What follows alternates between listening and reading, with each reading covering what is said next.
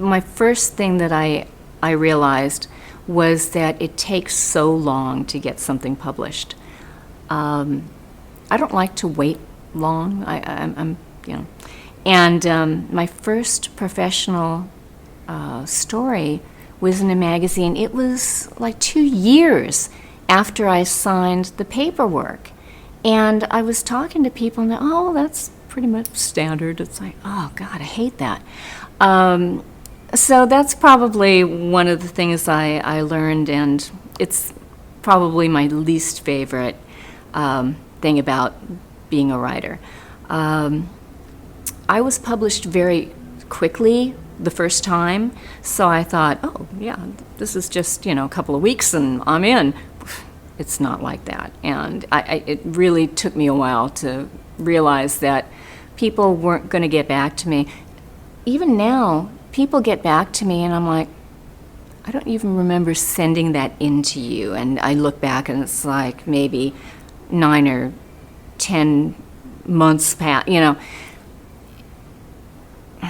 If I had known, I maybe would have done something else, but now I'm kind of into it. I like writing, so yeah. So that's one thing. And how many editors there are?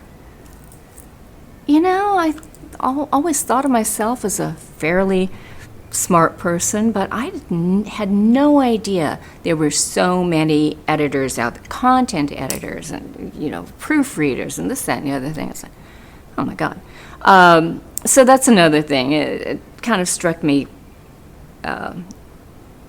as how many people have to go through and look at your work before it gets published, and it's kind of mind-blowing once you get there.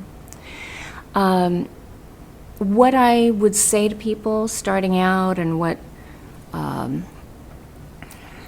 would say to newbies, just keep writing. I was kind of stupid. I was taking my first writing class in college when I was in, 18 or whatever.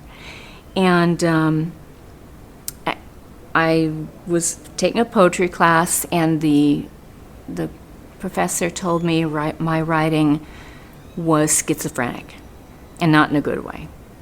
And it crushed me. And I didn't write for decades. I just figured, I'm crap. I'm awful. Well, that was his,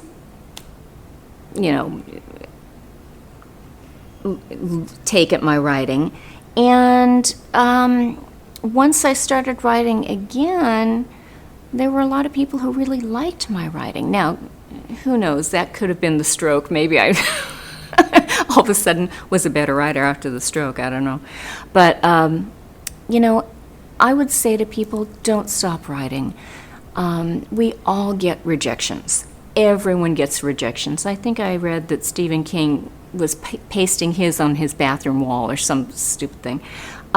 You are going to get rejection, and you are going to get rejected by people who you really want to write for. It's just part of the game, and just don't take it to heart. If someone gives you good advice, take it and look at your writing and say, hey, does this really reflect my writing? If it does, change it, I think a lot of people don't go to conferences, and you should. You get so many good contacts, and you learn so much. The people that I talk to that haven't gotten something published, I remember talking to this one gentleman years ago, and he was saying, I have all these different things that I've been writing. I had hundreds and hundreds of stories, and I've never gotten published. And I said, what do you do, when you get a rejection? Oh, I toss it away and start another one. And I said, well, why don't you work on that one and work on what, will make it better? I think a lot of people just don't want to revise. It's a dirty word, I know. I don't like to do it either. But you have to. What else? Again, conferences. You learn so much at conferences, and writing groups. Writing groups are fabulous.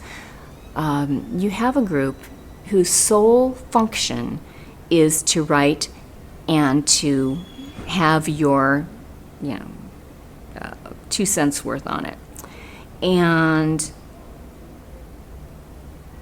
most of that is wonderful because they catch things like, oh, you're switching tenses, or you're doing this or you're doing that you don't know yet, So that's a wonderful thing for new writers to do. They can take classes. There's tons of classes at college, And just don't think you're all that in a bag of chips, because maybe you're not and you need a little more work. So always be open to the fact that, maybe you've got something good, but you're just not there yet. I can't tell you how many people say, oh, I've got the, next great novel, and it's never published.